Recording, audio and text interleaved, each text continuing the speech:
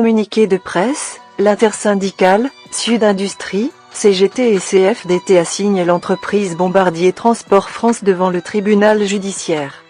Un conflit collectif a éclaté depuis le 2 mars, de nombreuses mobilisations et mouvements de grève se sont succédés. Les salariés prenant conscience du caractère particulièrement déloyal de l'employeur et de la manière inacceptable dont ils étaient traités. La direction n'acceptant pas de revenir devant la table des négociations, refusant même la demande de médiation de notre avocat auprès de l'inspection du travail. Choisissant donc le chemin du pourrissement. La direction refuse tout dialogue social. L'intersyndicale a donc saisi les tribunaux afin de faire juger que la négociation annuelle obligatoire engagée par la société Bombardier Transport France le 8 janvier 2021 n'a pas été menée de manière loyale et sincère.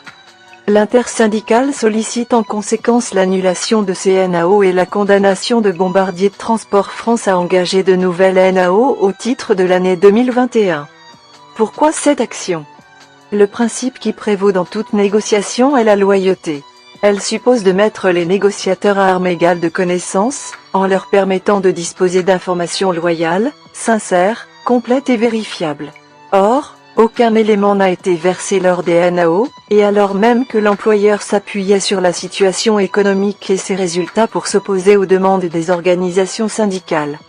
Ce n'est qu'à la faveur de la remise du rapport de l'expert mandaté par le CS que les organisations syndicales représentatives ont pu s'interroger et comprendre qu'en réalité, les allégations de l'employeur étaient manifestement tronquées.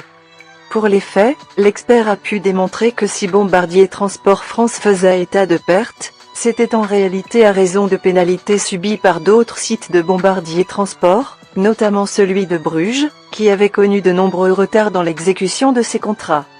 En réalité, des pénalités à hauteur de plusieurs millions d'euros avaient donc été infligées à Bruges et payées à hauteur de 48,5 millions d'euros par le site de Crespin. Ces pénalités figuraient dans les comptes du site de Crespin, qui ne bénéficiait pas des produits de ce contrat, mais à qui on faisait payer ces pénalités, ce qui permettait à l'employeur d'affirmer que les résultats n'étaient pas bons. L'intersyndicale a interrogé la direction au cours de la réunion du CS lors de la remise du rapport d'expertise sur les raisons d'un tel montage. Notre employeur s'est montré particulièrement évasif, affirmant tantôt que le site était le pilote du projet, et de l'autre le co-signataire du contrat, sans en apporter la moindre preuve. L'expert affirmait au contraire que le signataire exclusif du contrat était le site belge et qu'il n'existait donc pas de raison juridique ou comptable pour que ces pénalités soient imputées à Bombardier Transport France. L'intersyndicale s'interroge donc sur la légalité d'un tel montage financier, sans compter la moralité de vouloir en faire payer les conséquences aux salariés du site de Crespin, tout en refusant de les récompenser pour leurs efforts et les risques pris en pleine période de pandémie. Voilà pourquoi notre intersyndicale a décidé cette procédure totalement inédite. Elle s'appuie sur un faisceau de faits et plusieurs articles du Code du travail qui exigent que toute négociation doit être fondée sur la loyauté et une totale transparence. Pour être considérés véritablement comme des partenaires sociaux, nous devons être mis sur un pied d'égalité. Et ne pas voir le directeur du site de Crespin en pleine réunion du CSE, accuser un membre du syndicat Sud Industrie, d'instigateur ou de perturbateur. Quand nous exigeons des réponses légitimes, ou en voulant faire valoir nos droits à des informations primordiales. Voilà à quoi vos élus du CSE sont confrontés quand ils font valoir leurs droits et exigent des réponses.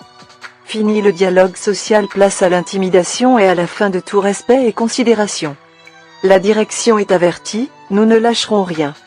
Il est temps que les gouvernants légifèrent contre l'optimisation fiscale, qui met en danger notre industrie et nos emplois. En prétextant un manque de compétitivité, le patronat fabrique des procédés proches de l'évasion fiscale qui conduisent à la fermeture injustifiée d'entreprises sous couvert de manque de rentabilité.